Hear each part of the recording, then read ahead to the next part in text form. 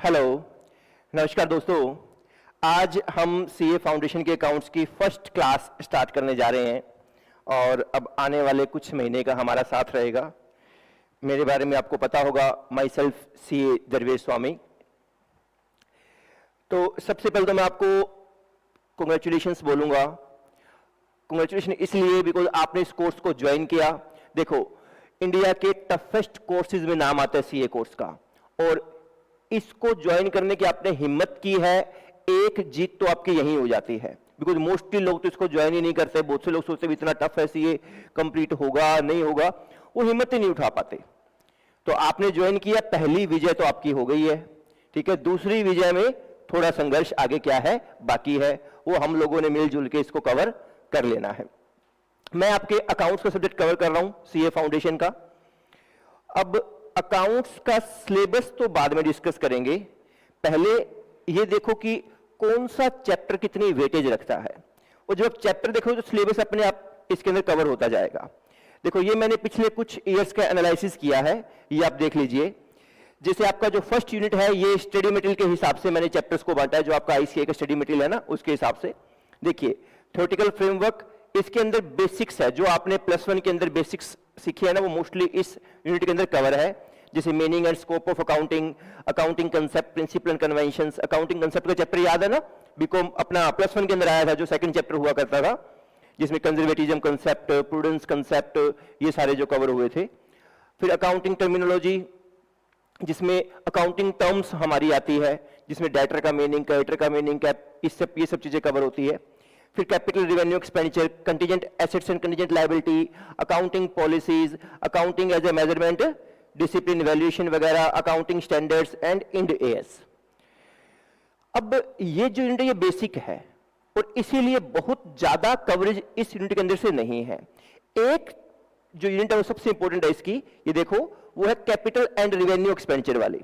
ठीक है, ये आप अच्छे से कवर करनी पड़ेगी आपको। कैपिटल एंड रेवेन्यू एक्सपेंडिचर की जो यूनिट है ना, इसमें से हर बारी आपको क्वेश्चन कवर होगा ही होगा, हर बारी इसके अंदर से क्वेश्चन आएगा, कंफर्म है। चाहे वो 2 नंबर का है, चाहे वो 4 नंबर का है, चाहे वो 6 नंबर का है। आप यहां पे ग्राफ देख सकते हो, मई 18 के अंदर ये 2 मार्क्स का कवर हुआ, फिर 6 मार्क्स का, फिर 2 मार्क्स का, फिर 2 मार्क्स का। ये ट्रू फॉल्स में इसका एक क्वेश्चन आता ही आता है। ठीक है, तो ये आपने अच्छे से कवर करना है। बाकी इस यूनिट में से बहुत ज्यादा कुछ इंपॉर्टेंट नहीं है। आजकल कंटीजेंट एसेट्स, कंटीजेंट लायबिलिटी का टॉपिक भी आने लग गया। चैप्टर हम सारे ही कवर करेंगे, छोड़ना हमें कुछ भी नहीं है, लेकिन हमें ना लाइन वाइज चलेंगे, जो इंपॉर्टेंट होगा उसको पहले कवर करेंगे। ठीक है जी। इसके बाद में अकाउंटिंग प्रोसेस के अंदर से rectification of error most important है। अकाउंटिंग प्रोसेस में आपके +1 की सारी बाकी अकाउंट्स आ जाएगी, जैसे journal, ledger, trial balance, subsidiary books, cash book, rectification of error. इसमें रेक्टिफिकेशन ऑफ एरर में से हर बारी एक बड़ा क्वेश्चन कवर होता है। आप देख भी रहे हो, 10 नंबर, 15 नंबर का हर बारी आ जाता है इसमें से। ठीक है, तो ये चैप्टर को अपने मोस्ट इंपोर्टेंट चैप्टर में से मोस्ट इंपोर्टेंट चैप्टर की तरह मार्क कर लेना है।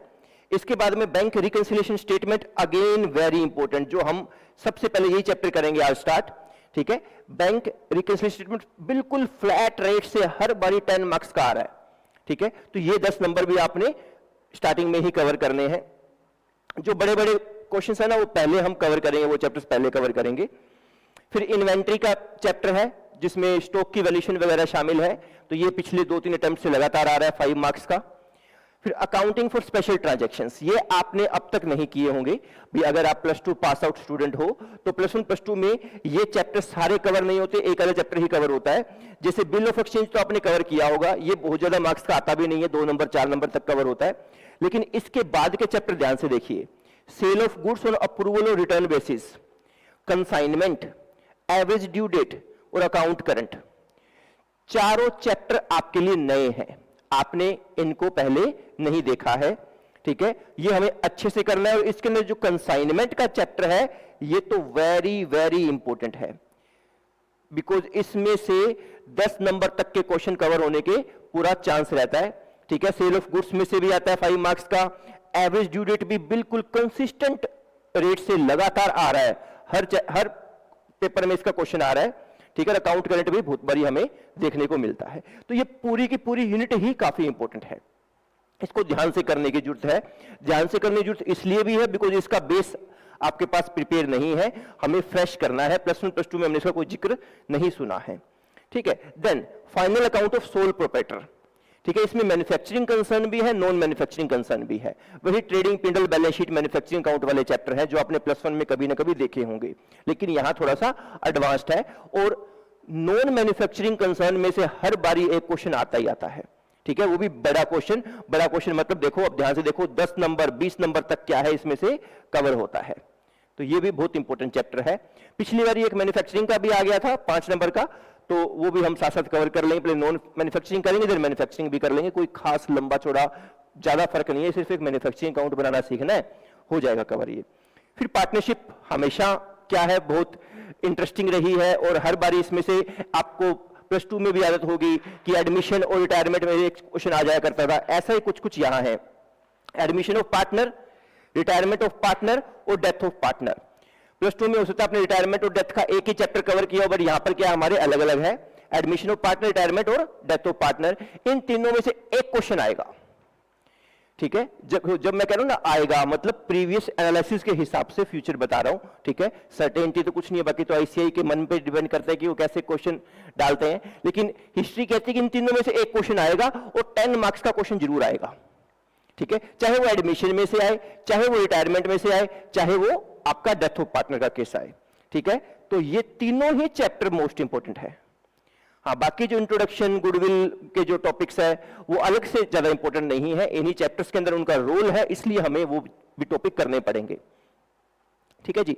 उसके बाद में एनजीओ वाला चैप्टर, एनपीओ जिसको आप बोलते हो, नॉन प्रॉफिट ऑर्गेनाइजेशंस। तो नॉन प्रॉफिट ऑर्गेनाइजेशन का चैप्टर भी मोस्ट इंपोर्टेंट है, बिकॉज इसमें से भी हर बारी एक क्वेश्चन आता है। देखो, आपने पार्टनरशिप को देखा, 3 चैप्टर करने पड़ेंगे, उन तीनों में से एक क्वेश्चन आएगा। और वहां पर अगर आप ये एनपीओ को देखोगे तो ये तो कंसिस्टेंट रेट से पिछले तीनों अटेम्प्ट में आ रहा है, ठीक है। तो ये तो इंपॉर्टेंट है ही है। इसके बाद अब आप आ जाइए इंट्रोडक्शन टू कंपनी अकाउंट्स, मतलब बेसिक कंपनी की बेसिक्स हैं, वो हमें वैसे भी पढ़ने पड़ेंगे। जब हम शेयर कैपिटल का चैप्टर करेंगे तो बेसिक्स तो हमें आने ही चाहिए। तो इसमें से बहुत ज्यादा मार्क्स कवर नहीं होते, लेकिन इश्यू ऑफ शेयर सदाबहार चैप्टर आपको पता है, ठीक है। इंटरेस्टिंग भी है, बड़ा भी है, और मार्क्स भी इसके बड़े हैं। 10 नंबर से 15 नंबर ये हर बारी कवर करता है, ठीक है। तो ये भी वेरी वेरी इंपॉर्टेंट है, okay. Then issue of debenture में से कभी कभार क्वेश्चन आता है 5-7 नंबर का, तो ये भी हम कवर करेंगे ही। रेशियो एनालिसिस अब नहीं आ रहा है सिलेबस के अंदर, तो इसको हम छोड़ देंगे, ठीक है।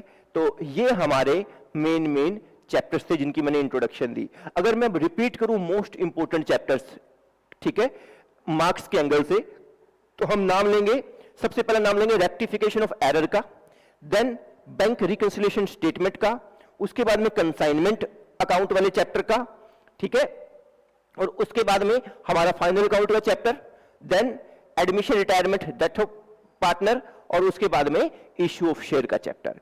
ये हमारे सबसे इंपॉर्टेंट चैप्टर्स है, बिकॉज ये पूरे, अगर 100 मार्क्स का हमारा जब पेपर आना है, उसमें से 60 नंबर तक तो ये चैप्टर कवर कर जाएंगे, 60-70 नंबर तक, ठीक है। बाकी सारे 30-40 नंबर बाकी सारे हैं।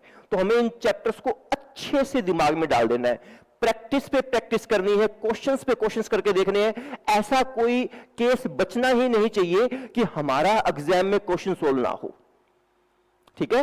तो इन चैप्टर्स पे आपने स्पेशल अटेंशन देनी है। बाकी हम बीच बीच में हो सकता है कुछ छोटा चैप्टर उठा लें ताकि थोड़ा लाइटन अप हमारा मूड हो जाए, ठीक है। बाकी अदरवाइज हम मेन चैप्टर्स पहले कवर करेंगे, ठीक है। अब हम आते हैं हमारे आज के फर्स्ट चैप्टर पे, जो है बैंक रिकंसिलिएशन स्टेटमेंट का। अब बैंक रिकंसिलिएशन करने से पहले आप थोड़ा सा हम पढ़ेंगे कैसे, उसका मोड समझ लीजिए। देखिए, आपको 2 कॉपीज लगानी है। 2 कॉपीज जो आप लगाओगे, एक तो होगी आपकी कंसेप्ट की कॉपी, इसमें हम सिर्फ कंसेप्ट्स करेंगे। जब भी कोई चैप्टर करेंगे उसके जो इंपॉर्टेंट कंसेप्ट्स है वो इस कॉपी में अपने नोटिंग करेंगे, ताकि हमें रिवीजन हमारी इजीली हो जाए। और एक कॉपी होगी हमारी क्वेश्चन बैंक की, ठीक है। क्वेश्चन बैंक में हमारे सारे के सारे क्वेश्चंस के आंसर होंगे। क्वेश्चन बैंक आपको मिलेगा, ठीक है, जिसमें सारे आपको क्या है, हर चैप्टर के इस हिसाब से वो क्वेश्चन मिल जाएंगे। ठीक है, मोस्टली क्वेश्चन हम क्लास में सोल्व करेंगे, कुछ आपको होमवर्क मिलेगा, तो चाहे हम क्लास में सोल्व करें चाहे आप होमवर्क पे क्वेश्चन करें, सारे क्वेश्चंस जो है आपके क्वेश्चन बैंक वाली कॉपी के अंदर उसके सॉल्यूशन होने चाहिए। ठीक है जी, और जो कंसेप्ट है वो सारे के सारे कंसेप्ट की हम क्लास के अंदर अपने हाथ से नोटिंग करेंगे, ताकि हम हमारे हाथ से लिखेंगे, कुछ याद तो हमें वही हो जाएगा, बाकी हम उसको रिवाइज कर करके दिमाग में अच्छे से सभी कंसेप्ट को बिठा लेंगे। ठीक है, तो 2 कॉपीज आपके पास हमेशा होनी चाहिए। अच्छा, अब ये कंसेप्ट्स कैसे होंगे? कंसेप्ट्स का सीधा सा सिस्टम हम ये रखेंगे, जब भी कोई चैप्टर शुरू किया तो पहले तो उसके बेसिक कंसेप्ट करने ही पड़ते हैं, तभी हम उसके क्वेश्चंस कर पाते हैं। तो बेसिक कंसेप्ट तो हम साथ साथ ही स्टार्टिंग में लिख लिए, उसके बाद हम क्वेश्चन शुरू कर लेते हैं, और जब क्वेश्चन शुरू करते हैं उनमें से कुछ ना कुछ क्वेश्चंस में कोई ना कोई नया पॉइंट आ जाता है जो हमारे बेसिक कंसेप्ट में कवर नहीं होता, उसको स्पेशल अटेंशन देनी होती है, तो हम उस पॉइंट को भी दोबारा से कंसेप्ट की कॉपी पे आके लिख लेंगे। क्वेश्चन के सॉल्यूशन सारे क्वेश्चन बैंक वाली कॉपी में, और सारे कंसेप्ट, चाहे वो बेसिक कंसेप्ट हो चाहे वो क्वेश्चन रिलेटेड कोई स्पेसिफिक कंसेप्ट हो, वो सारे हमारे कंसेप्ट वाली कॉपी में आएंगे। कैसे नोट करना है वो मैं आपको साथ साथ बताता जाऊंगा। आपके लिए मैं यहां पर देखो, अगर आप ऊपर देख पा रहे हो स्क्रीन पे, तो ये कंसेप्ट की कॉपी मैंने अलग से यहां पे बना ली। इस पे मैं सिर्फ कंसेप्ट लिखूंगा, जो इस पे लिखूंगा सेम आप अपनी कॉपी पे लिखते जाना, जिस तरीके से मैं आपको बताऊंगा उस तरीके से आप लिखते जाना। ठीक है, और ये ब्लैंक कॉपी फॉर जो नोट्स मैंने लिखा है ये रफ कॉपी है, इसके अंदर जो मैं लिख रहा हूं आपको नोटिंग करने की जरूरत नहीं है, ये आपको सिर्फ समझाने के लिए लिख रहा हूं मैं आपको। ठीक है, और क्वेश्चन बैंक में आपको यहां पर मैंने आपको दे दिया है। ठीक है, क्वेश्चन तो आपको मिल जाएंगे ना, बुकलेट के अंदर मिल गए आपको क्वेश्चन, तो क्वेश्चन बुकलेट में मिल गए, जो उसके सॉल्यूशन है मैं तो यहां पर रफ कॉपी में सोल्व करूंगा, आप अपनी फेयर कॉपी पे लिखते जाइएगा, पहले समझिएगा फिर नोट डाउन करते जाइएगा। समझ गए? और जो होमवर्क है वो भी आप अपनी फेयर कॉपी पे कर लीजिएगा। ठीक है, तो 2 कॉपी मेंटेन रखनी है, एक तो क्वेश्चन बैंक के सॉल्यूशन की कॉपी और एक कंसेप्ट की कॉपी। ठीक है जी, अब हम शुरू करते हैं हमारा फर्स्ट चैप्टर। तो अपने जो कंसेप्ट वाली जो आपकी कॉपी है उसके ऊपर आप स्टार्ट करेंगे। चैप्टर का नाम हमने लिख दिया बैंक रिकंसिलिएशन स्टेटमेंट। हम चैप्टर कर रहे हैं बीआरएस का, इसको हम शॉर्ट फॉर्म में क्या बोलते हैं? बीआरएस। ठीक है जी, हाँ जी। सबसे पहला क्वेश्चन, तो बैंक क्या होता है ये आपको पता है, बैंक क्या होता है इसकी डिटेल में हमें जाने की जरूरत नहीं है, लेकिन बैंक के फंक्शंस क्या होते हैं या बैंक के हमें बेनिफिट्स क्या मिलते हैं, उनको थोड़ा सा हम डिस्कस करेंगे, लिखते जाएंगे साथ साथ। ठीक है, वो आपके नोट्स भी बन जाएंगे और हम पहले इसको डिस्कस करेंगे। हालांकि ये चैप्टर आपने +1 में करा होगा और जिस भी टीचर से किया है अच्छा ही किया होगा, लेकिन हम कोशिश करेंगे ये आपको और इजी करके देने की। भी इसको सिंपलीफाई तरीके से बताऊंगा, ज्यादा उलझाऊंगा नहीं आपको मैं, ताकि आपका इजीली क्या है ये चैप्टर कंसेप्चुअली आपके दिमाग के अंदर बैठ जाए। ठीक है जी, तो देखिए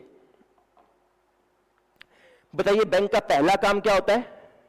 बैंक का पहला काम होता है एक्सेप्ट डिपॉजिट, है ना?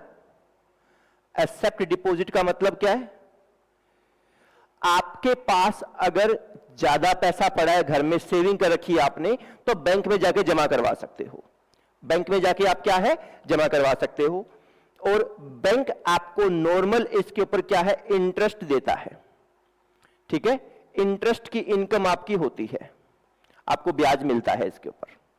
ठीक है, डिपॉजिट को हालांकि हम थोड़ी देर में डिटेल में समझेंगे, बट अभी एक बार के लिए इतना, एक्सेप्ट डिपॉजिट का पहला काम है। और दूसरा काम क्या है जी? दूसरा काम क्या है?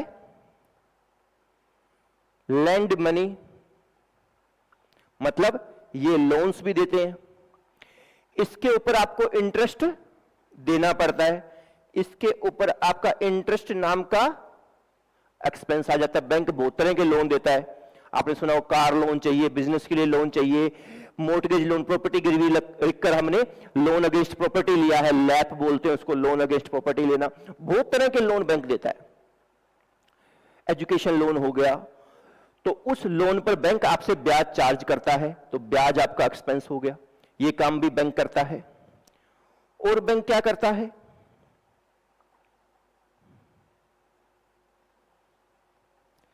Transfer money from one account to another. एक अकाउंट से दूसरे अकाउंट में पैसा ट्रांसफर करने की आपको क्या है, सहूलियत देता है। आप कई तरीकों से पैसा ट्रांसफर कर सकते हो। एक तो क्या है, चेक, आप चेक दे देते हो। इसके अलावा आजकल इलेक्ट्रॉनिक ट्रांसफर होने लगा है, नेफ्ट, आरटीजीएस, ठीक है ना, इस तरह की चीजें। एक पेटीएम हो गया, गूगल पे, बहुत तरह की चीजें आज के दिन आ गई, इनको हम इलेक्ट्रॉनिक ट्रांसफर कह सकते हैं। तो ये सारा सिस्टम भी होने लगा है। इस तरीके से आप एक एक अकाउंट से दूसरे अकाउंट में आप पैसे क्या है, ट्रांसफर कर सकते हो। ओके, मैं आपको ना एक थोड़ा सा चेक का सिस्टम यहां पे बता देता हूं।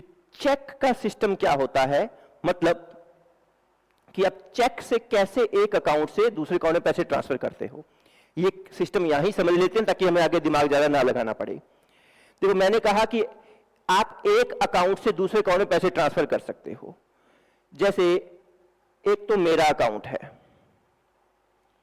मेरा अकाउंट है स्टेट बैंक ऑफ इंडिया में, ठीक है। और एक अकाउंट है, मान लो इन भाई साहब का, ये जो हमारी वीडियो देख रहे हैं, जिनकी जुल्फे बड़ी बड़ी है, जुल्फी नाम रख देते हैं, मुझे इनका एग्जैक्ट नाम तो नहीं पता। तो एक अकाउंट है जुल्फी का, जुल्फी का अकाउंट है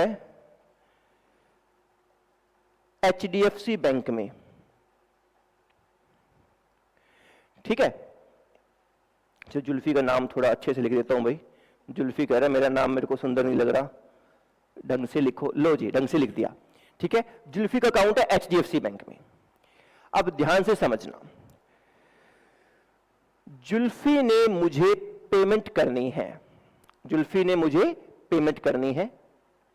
जुल्फी कह रहा है मैं क्यों करूं पेमेंट, अरे भाई समझ लो फीस की पेमेंट करी है, कोई और पेमेंट नहीं करनी। मान लो जुल्फी ने मुझे पेमेंट करनी है और इसने मुझे चेक दे दिया। अब ध्यान से समझना, जुल्फी का अकाउंट है एचडीएफसी में, जुल्फी के अकाउंट में जो बैलेंस पड़ा है वो पड़ा है 1 लाख रुपए। मान लो कितना पड़ा है, 1 लाख। मेरा अकाउंट है एसबीआई में, मेरे अकाउंट में बैलेंस कितना पड़ा है, आपको क्या मतलब है, ठीक है। मेरे अकाउंट में जो बैलेंस पड़ा, वो बैलेंस जो भी है वो पड़ा है। अब जुल्फी ने मुझे चेक दिया। अब चेक होता क्या है, दरअसल समझना, जुल्फी का कौन से बैंक में अकाउंट है, एचडीएफसी में। तो जिस बैंक में अकाउंट होगा उसी बैंक की चेकबुक होगी ना उसके पास। चेकबुक आपने देखी होगी, आप सबके घरों में कहीं ना कभी आपने चेक जरूर देखा होगा, मैं ये अज्यूम कर रहा हूं। तो जिस बैंक में अकाउंट होगा उसी की चेकबुक होगी। चेकबुक में अलग अलग लीफ्स लगे होते, पेजेस लगे होते। उस पेज पे एक पेज फाड़ा जुल्फी ने, उस पे लिखा दरवेश स्वामी ₹20,000 और वो चेक इसने मुझे दे दिया। वो चेक अकाउंट पे ही कैसे बनता है उस डिटेल में नहीं जा रहे, बस ये समझ लो कि उसने मुझे चेक फाड़ के दे दिया जिसमें मेरा नाम लिखा हुआ था, रुपए लिखे थे 10,000 रुपए, नीचे जुल्फी ने अपने साइन कर दिए, तारीख डाल दी, वो चेक मुझे दे दिया। अब उस चेक का मतलब क्या है, वो एचडीएफसी बैंक का चेक है, नीचे जुल्फी के साइन है, नाम मेरा लिखा हुआ है और 20,000 रुपए लिखे हुए हैं। इसका मतलब यह है जुल्फी अपने बैंक को कह रहा है, ऑर्डर दे रहा है साइन करके कि भाई मेरे बैंक से 20,000 रुपए निकालकर दरवेश को दे दो। समझ गए? ये जुल्फी का ऑर्डर है। वो पेज जिस पे उसने साइन किया है, चेक जिस पे उसने साइन किया, चेक एक ऑर्डर है। किसको ऑर्डर दिया जुल्फी ने? अपने बैंक को ऑर्डर दिया है। अब जुल्फी खुद तो बैंक गया नहीं, मुझे वो कॉपी पकड़ा दी, मुझे वो चेक पकड़ा दिया कि लो भाई ये लो 20,000 रुपए का चेक, मेरे अकाउंट से निकाल के पैसे आप अपने अकाउंट में डाल लीजिए। अब मेरा अकाउंट कौन से बैंक में है? एसबीआई बैंक में है। मेरे पास वो चेक तो आ गया, मेरी पॉकेट में है चेक, लेकिन मुझे वो पैसे एचडीएफसी से निकालकर मेरे अकाउंट में जमा कराने हैं, तो मैं कैसे करवाऊं? एचडीएफसी में तो मेरा अकाउंट ही नहीं है, तो मैं तो मेरे बैंक में जाऊंगा। मैं तो मेरे स्टेट बैंक ऑफ इंडिया में जाऊंगा वो चेक लेकर, मैं मेरे बैंक को ऑर्डर दूंगा, ये लो सर चेक एचडीएफसी बैंक का है, मेरे एक कस्टमर ने या मेरे एक स्टूडेंट ने मुझे क्या है 20,000 रुपए का चेक दिया है, आप एक काम करो उसके अकाउंट से पैसे निकालकर मेरे अकाउंट में डाल दो। मैं तो आपको जानता हूं, मैं तो एसबीआई बैंक को जानता हूं, मेरा खाता तो आपके पास है, मेरा काम थोड़ी है कि मैं एचडीएफसी बैंक में जाके वहां पैसे निकाल के लाऊं फिर इस खाते में डालूं, आप खुद करो ये काम। तो एसबीआई बैंक कहता है ओके हम कर देंगे। तो अब एसबीआई बैंक क्या करेगा, एसबीआई बैंक का एक पर्सन एचडीएफसी बैंक में जाएगा और वहां से पैसे ट्रांसफर कर लेगा, किसके अकाउंट में, एसबीआई के अकाउंट में, और मेरे अकाउंट में पैसे आ जाएंगे। ऐसा होगा? एक बार हाइपोथेटिकली मानते हैं ऐसा ही होता है। अगर ऐसा ही होता है तो एक बार विजुलाइज करो, एसबीआई बैंक में मेरे जैसे कितने कस्टमर होंगे, बहुत सारे लोग होंगे।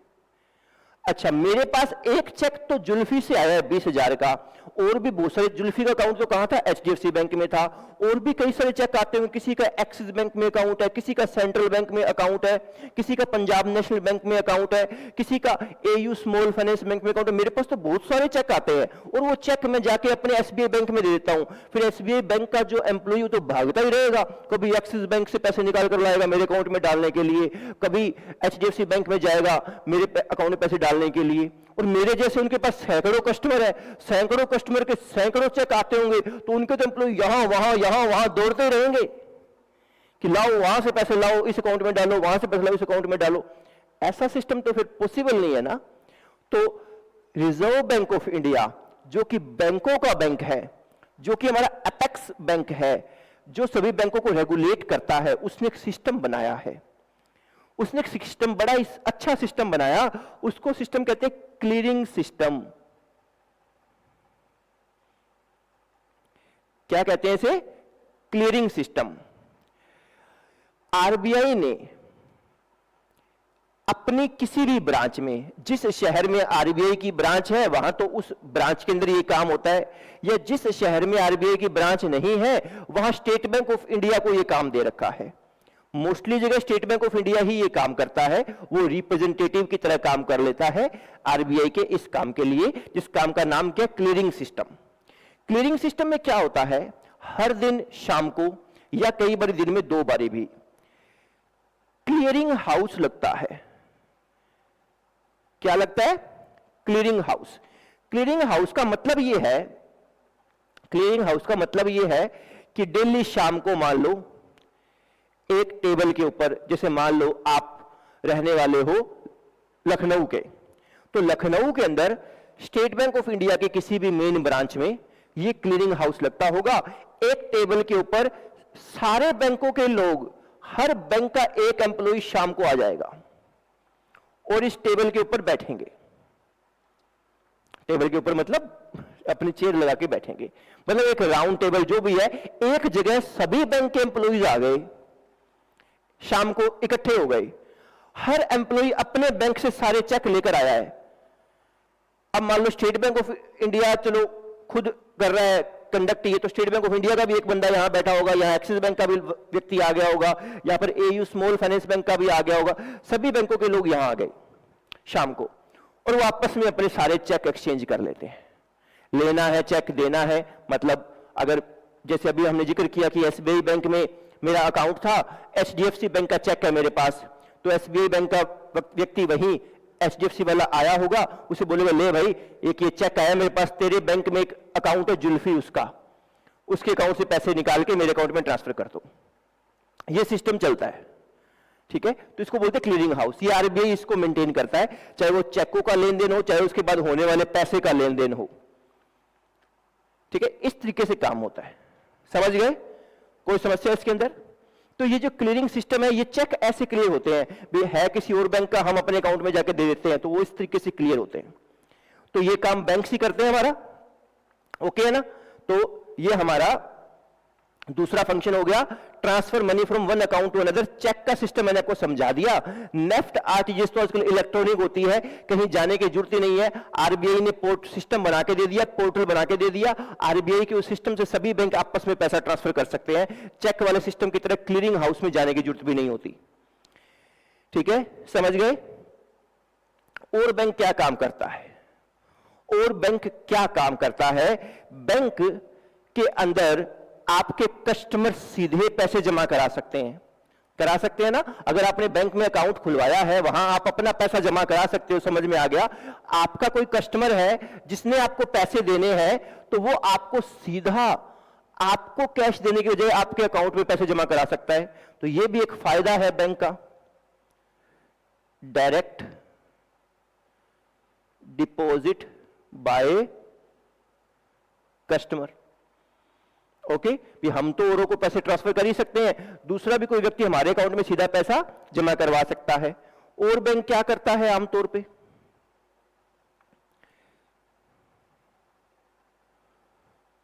Insurance facility. आजकल बहुत सारे बैंक इंश्योरेंस का भी काम करने लग गए, तो आपको इंश्योरेंस की सुविधा भी देता है बैंक। उसका जो प्रीमियम होता है वो आपके ही अकाउंट से काट लिया जाता है। मान लो मैंने अपने बाइक का इंश्योरेंस करवाना है, अपनी गाड़ी का इंश्योरेंस करवाना है, तो मैं एसबीआई के ही किसी पॉलिसी का फायदा ले सकता हूं, या अपना लाइफ इंश्योरेंस करवाना है, तो उसका जो प्रीमियम होगा मेरे बैंक में मेरा पैसा तो पड़ा ही है, उसी बैंक से पेमेंट कर दूंगा, मेरे खाते से बैंक अपने पैसे काट लेगा और मेरा इंश्योरेंस हो जाएगा। इसके अलावा लॉकर फैसिलिटी। आपके घर में कोई महंगा सामान है, कोई इंपॉर्टेंट पेपर्स है, आपको वो संभाल के रखने हैं, घर में आपको चोरी का डर है, घर आपको सेफ नहीं लगता, तो आप बैंक में लॉकर की सुविधा ले सकते हो। आपके बैंक में आपको छोटे छोटे लॉकर्स अवेलेबल होते हैं, वहां आप अपना कीमती सामान, सोना चांदी, जो भी आपके हीरे जवाहरात है, वो वहां पर आप क्या है अपने स्टोर कर सकते हो। इंपॉर्टेंट पेपर्स है मान लो कोई, वो भी वहां पर लॉकर में सेव रख सकते हो। बैंक इसके लिए आपसे लॉकर का रेंट चार्ज करता है। लॉकर का रेंट भी आपके अकाउंट से निकल जाएगा, आपके अकाउंट से अपने आप लॉकर रेंट क्या है, डेबिट हो जाता है। समझ गए?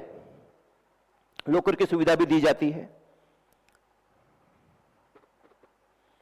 ठीक है, तो मेन तो यही चीजें हैं जो बैंक क्या है हमें सुविधा देता है। इसके अलावा हालांकि और छोटे मोटे कई सारे काम हैं वैसे तो, जैसे आप लिख सकते हो शेयर्स या डिबेंचर्स के डीमैट अकाउंट खोलने का काम भी आजकल बैंक करते हैं। ठीक है, शेयर्स के खाते अपने शेयर परचेज करने हैं, बेचने हैं, तो डीमैट अकाउंट जो चाहिए होता है ना, वो भी बैंकों में आजकल खुल जाता है। तो बैंक ये भी सुविधा प्रदान करते हैं आपको। इसके अलावा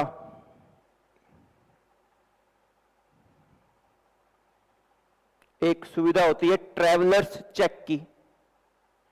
अगर आपने इसका नाम सुना हो, बता देता हूं। आजकल तो हालांकि इसका यूज कम होता है, पहले हुआ करता था।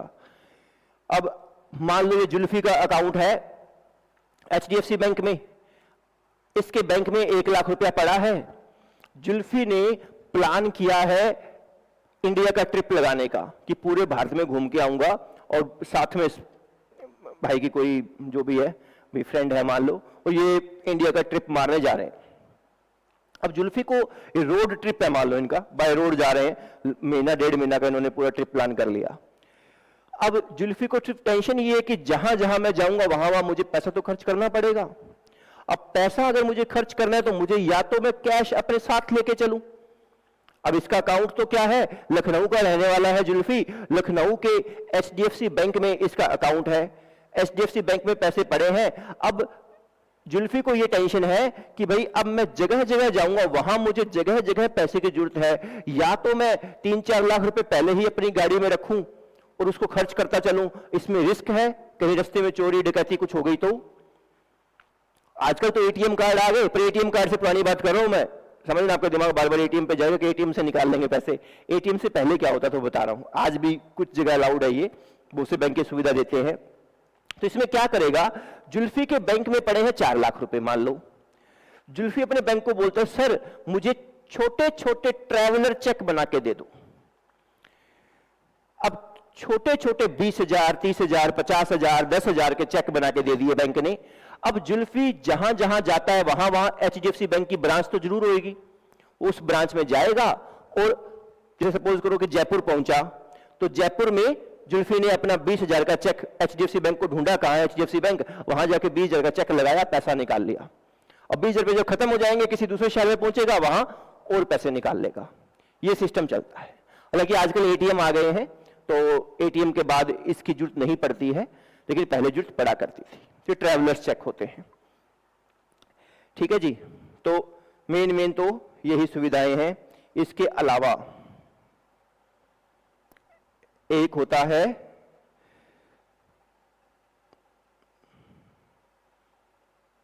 बिल्स को डिस्काउंट करना। ये आपने बिल ऑफ एक्सचेंज के चैप्टर में देखा होगा पहले +1 में। क्या होता है, यहां पे रिवाइज करवा देता हूं कि मान लो मैंने किसी को उधार माल बेचा, वो था 90,000 रुपए का माल।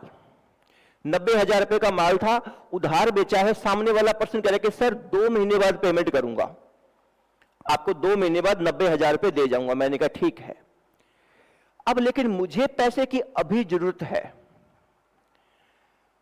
तो वो जो मुझे 2 महीने का वादा करके गया है ना, वो मुझे पेपर पे लिख कर गया है कि सर 2 महीने बाद पेमेंट करूंगा आपको, आज तारीख ये है, आज के तारीख के 2 महीने जस्ट बाद मैं आपको पेमेंट कर दूंगा। उस कागज को हम बोल देते हैं बिल ऑफ एक्सचेंज। डिटेल में क्या होता है वो हम चैप्टर में देखेंगे, बिल ऑफ एक्सचेंज क्या होता है, प्रोमिसरी नोट क्या होता है वो बाद में देखेंगे, अभी सिंपल भाषा में बता रहा हूं। तो वो मुझे लिखित में वादा करके गया है, पेपर है उसका मेरे पास जिसपे लिखा साफ साफ कि वो मुझे 2 महीने बाद 90,000 रुपए देगा, बट 2 महीने बाद देगा, मुझे आज ही चाहिए, मुझे आज ही चाहिए, तो मैं कहां से अरेंज करूं?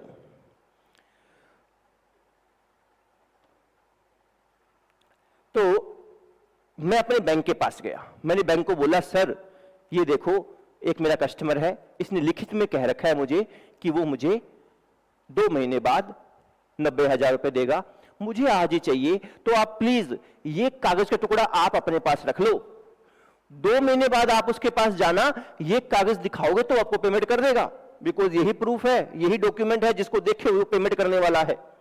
तो 2 महीने बाद आप 90,000 ले लेना, मुझे आज ही दे दो आप पैसे। बैंक कहता दे देंगे, कोई समस्या नहीं है, लेकिन हम आपको आज ही पैसे दे रहे हैं, हमें मिलेंगे 2 महीने बाद, तो भाई ब्याज तो लगेगा। हमने कहा कोई बात नहीं। तो बैंक को जो 90,000 फ्यूचर में मिलने वाले हैं उसका ब्याज काट के आज मुझे बैंक मान लो 88,000 दे देता है, 88,000 रुपए दे देता है। तो ये बैंक ने मुझे सुविधा दी है बिल डिस्काउंटिंग की। उसने वो जो मेरा बिल्स रिसीवेबल था, वो जो कागज का टुकड़ा था जिसको हम बोलते हैं BR, वो डिस्काउंट कर दिया। तो ये सुविधा बैंक देता है। हालांकि इसमें मेरा 2,000 रुपए का खर्चा लग गया ब्याज का।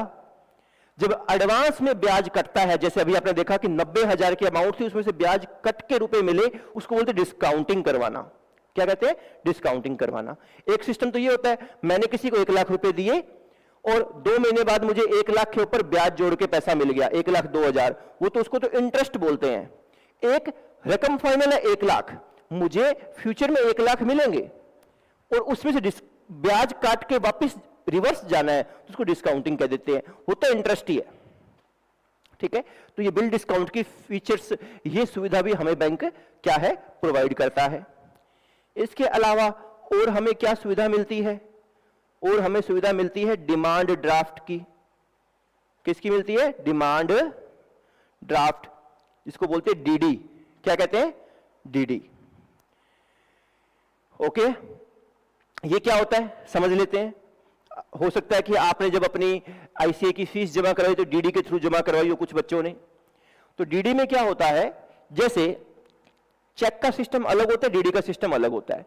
चेक तो क्या होता है आप समझ गए।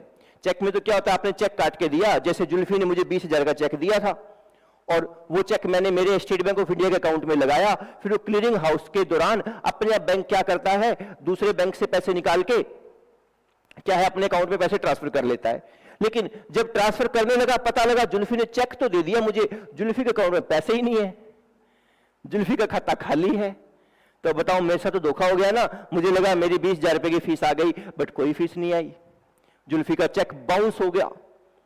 चेक में ये प्रॉब्लम रहती है कि अगर अकाउंट में बैलेंस नहीं है तो चेक बाउंस हो जाएगा, लेकिन DD में ऐसा नहीं होता। DD में क्या होता है, अब इसी चीज को हम डीडी में कन्वर्ट करते हैं। जुल्फी ने मुझे 20,000 रुपए देने हैं मान लो, तो जुल्फी क्या करता है, अपने बैंक में जाता है, कहता है कि सर मुझे 20,000 का डीडी बना दो दरवेश स्वामी के नाम। बैंक क्या करेगा, इसके जुल्फी के अकाउंट से 20,000 रुपए उसी वक्त काट लेगा। 20,000 रुपए काट के एक डॉक्यूमेंट दे देगा जिसको बोलेंगे डिमांड ड्राफ्ट। अब बैंक 20,000 रुपए काट चुका है, इसके खाते जुल्फी के अकाउंट से पैसे निकल चुके हैं। अगर जुल्फी अकाउंट में पैसे है ही नहीं तो डीडी बनेगा ही नहीं, ये इसको कैश जमा करवाना पड़ेगा फिर डीडी बनेगा। तो मतलब बैंक पहले ही पेमेंट ले लेता है फिर डीडी बनाता है। बैंक देगा वो कागज का टुकड़ा जुल्फी को, ये ले 20,000 डीडी, आप जाके दरवेश को दे सकते हो।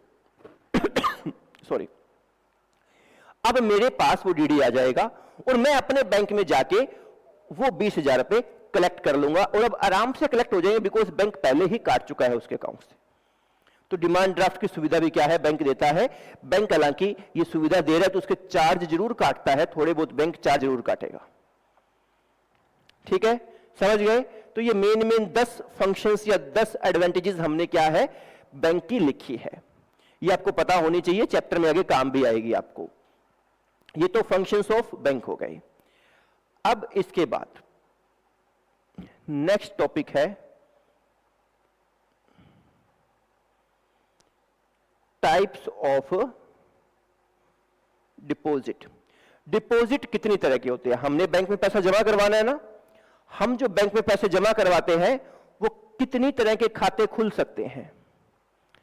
आमतौर पे 3 तरह के हैं, वैसे काफी तरह के हो सकते हैं लेकिन मेजर 3 तरह के होते हैं। पहला तो होता है सेविंग अकाउंट, दूसरा होता है करंट अकाउंट और तीसरा होता है फिक्स्ड डिपॉजिट या फिर टर्म डिपॉजिट। एक आपका वो रेकरिंग डिपॉजिट आरडी भी होता है, बट मेन 3 होते हैं ये, समझ गए? सेविंग अकाउंट का लिमिटेड यूज होता है। लिमिटेड मतलब आप बहुत ज्यादा बारी दिन में पैसा निकाल रहे हो, कैश जमा हो रहा है, कैश निकल रहा है, यहां ट्रांसफर वहां ट्रांसफर, बहुत सारी एंट्रीज है, तो सेविंग अकाउंट में नहीं होती आमतौर पे। सेविंग नाम में मीनिंग है ना, जब पर्सन अपना सेविंग के लिए यूज करे, पैसा बचा कर सेविंग अकाउंट में डाले। तो सेविंग अकाउंट में बैंक आपको ब्याज देता है और लगभग मान के चलो 2% से 4% के बीच ब्याज मिलता है अलग अलग। हालांकि आजकल जो नए छोटे बैंक खुले हैं वो 6-6, 7-7% ब्याज भी ऑफर कर रहे हैं, बट वो नए खुले हैं इसलिए ऑफर कर रहे हैं, धीरे धीरे बाद में कम हो जाता है। जो रिनाउंड बैंक है वो तो 2 से 4% देते हैं, कोई 2.75%, कोई 2.5, कोई 3.5%, इतना ही देते हैं।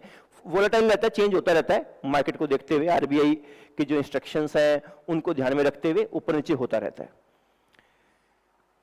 करंट अकाउंट किसका होता है? करंट अकाउंट होता है बिजनेसमैन का। बिजनेसमैन जब मर्जी पैसे जमा कराएं, देसी भाषा में अगर बताऊं ना, करंट अकाउंट बिजनेसमैन का गल्ला है। गल्ला समझ गए? तिजोरी समझ गए? बिजनेसमैन की तिजोरी है। अब बड़ा बिजनेसमैन है, दिन में लाखों रुपए आते हैं, लाखों रुपए जाते हैं, सारा का सारा पैसा अगर अपने गल्ले में रखेगा, अपनी तिजोरी में रखेगा, तो पैसे चोरी होने का डर रहता है। तो सिर्फ उस डर को खत्म करने के लिए वो बैंक में जाके पैसे जमा करवा देता है। दिन में जो बिजनेसमैन का जो भी पर्सन है वो लाखों रुपए बैंक में जमा कराता भी है, निकाल भी सकता है, कोई लिमिट नहीं है। जब मर्जी जमा करा दे, जब मर्जी निकाल ले।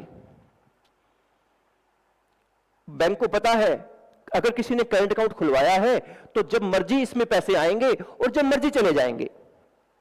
बैंक को क्या फायदा? देखो, सेविंग अकाउंट में तो लिमिटेड एंट्रीज होती है। बैंक को पता है कि पर्सन अपनी सेविंग्स के लिए यूज कर रहा है। अगर सेविंग्स के लिए यूज कर रहा है तो बैंक के पास पैसा रहेगा, होल्ड रहेगा। तो बैंक का तो बिजनेस क्या होता है? लोगों से पैसा लेते हैं और उसी पैसे को आगे लोन पे दे देते हैं। तो सेविंग वाला पैसा तो बैंक के पास टिकता है तो बैंक उस पैसे को आगे लोन पे दे सकता है। बैंक को कोई टेंशन नहीं है।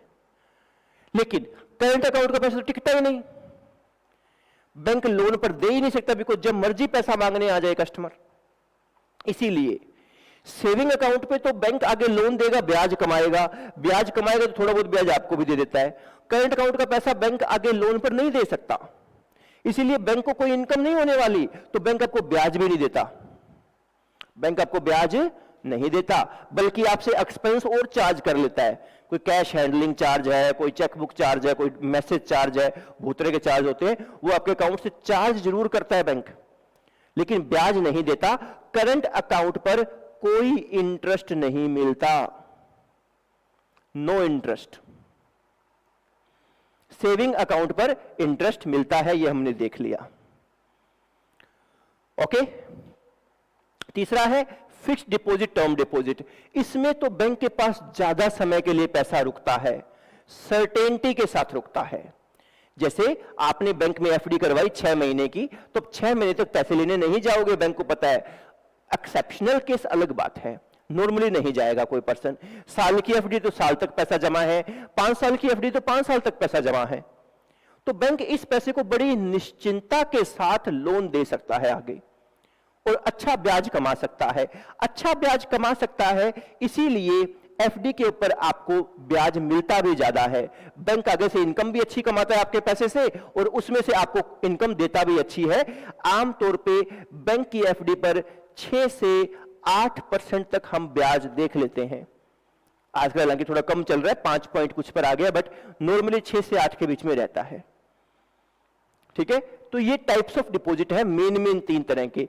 एक रेकरिंग डिपॉजिट भी होता है, आरडी भी होता है। आरडी में क्या होता है, आप हर दिन या हर हफ्ते या हर महीने कुछ पैसे जमा कराते रहते हैं सेविंग के तौर पर, बैंक आपको उस पर ब्याज के साथ देते हैं। एक तरह वो भी सेविंग अकाउंट है, लेकिन उसका रूप बदल दिया बस। ठीक है, तो मेन तो ये 3 ही होते हैं। बिजनेसमैन का अकाउंट कौन सा होता है? बिजनेसमैन का अकाउंट करंट अकाउंट होता है सबसे पहला। तो अगर कम एंट्री है तो कुछ बिजनेसमैन सेकंड नंबर पे सेविंग अकाउंट में भी काम चला लेते हैं, बिकॉज कम ही एंट्री होती है तो सेविंग अकाउंट को ही बिजनेस अकाउंट की तरह यूज कर लेते हैं। अदरवाइज मोस्टली क्या है, करंट अकाउंट में बिजनेसमैन सभी अपने अकाउंट क्या है, चलाते हैं। सेविंग पर फायदा ये कि ब्याज मिल जाता है, इंटरेस्ट मिल जाता है। ठीक है जी, तो ये टाइप्स ऑफ डिपॉजिट है, इसकी जानकारी भी आपके लिए जरूरी थी। ये कंसेप्ट वाली कॉपी चल रही है आपकी, ठीक है ना, साथ साथ नोटिंग कर रहे हो ना। अगर आपको दिक्कत है तो क्लास को पॉज कर लीजिए, फिर नोटिंग कर लिया करो। तो ये मैंने आपको अभी तक इस कंसेप्ट वाली कॉपी में 2 टॉपिक नोट करवाए। पहला तो बैंक के फंक्शंस, बेनिफिट्स, और दूसरा मैंने टाइप्स ऑफ डिपॉजिट। ठीक है, अब हम आते हैं हमारे बीआरएस के प्रैक्टिकल पार्ट पर। अब हम अपना प्रैक्टिकल पार्ट शुरू करते हैं कि इसमें हमारी कौन कौन सी चीजें कवर होगी। देखिए भाई, अब आपको अकाउंट्स वाला दिमाग लगाना पड़ेगा। सिंपल, पहले एक बारी मैं रफ कॉपी पे कुछ चीज आपको समझा देता हूं। देखो, बैंक अकाउंटिंग वे से बात करें तो एक दूसरा व्यक्ति है आपके लिए। मान लो जुल्फी एक बिजनेसमैन है,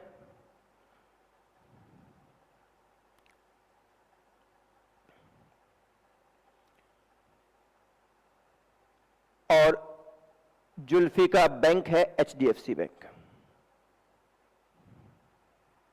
ठीक है, एचडीएफसी, कुछ लोग इसको चड्डी फंसी बोलते हैं, चड्डी फंसी, चड्डी फंसी नहीं, एचडीएफसी बैंक। देखो, अकाउंटिंग वैसे तो क्या होता है, जुल्फी भी एक बिजनेसमैन है और बैंक भी एक बिजनेसमैन है। जुल्फी का काम क्या है, मान लो जुल्फी का तो काम है कि ये शुगर खरीदता है, बेचता है, चीनी खरीद बेच का काम है। बैंक का क्या काम है, जिनके पास एक्स्ट्रा पैसा है उनसे पैसा ले लेता है, जिनको पैसा चाहिए उनको पैसा दे देता है, लोन देता है, उस पर ब्याज लेता है 12%, और जिन्होंने पैसा जमा करा है उनको ब्याज देता है 4%। बीच की कमाई खाता है बैंक। तो वो बैंक का बिजनेस है, दोनों अलग अलग बिजनेसमैन है। अब जुल्फी के पैसे कहां जमा होते हैं, बैंक में, तो क्या दिक्कत है, कोई समस्या थोड़ी है। अब मैं आपको ना ये कंसेप्ट वाली कॉपी में नोट करवाता हूं, ध्यान से समझना। मैं इस टॉपिक को नाम देता हूं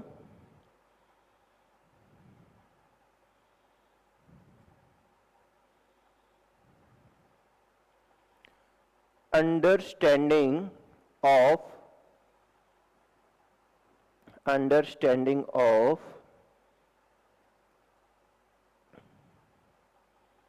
books of businessman and books of banks. ठीक है जी। अब इसके लिए इस टॉपिक में आप अपनी कॉपी के यहां पे 2 हिस्से कर लीजिएगा।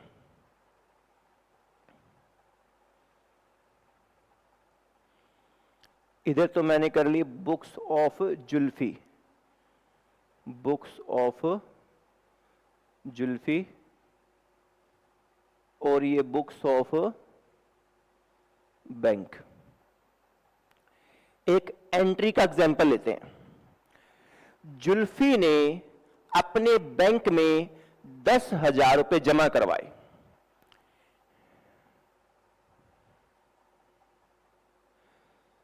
Cash deposit of ₹10,000।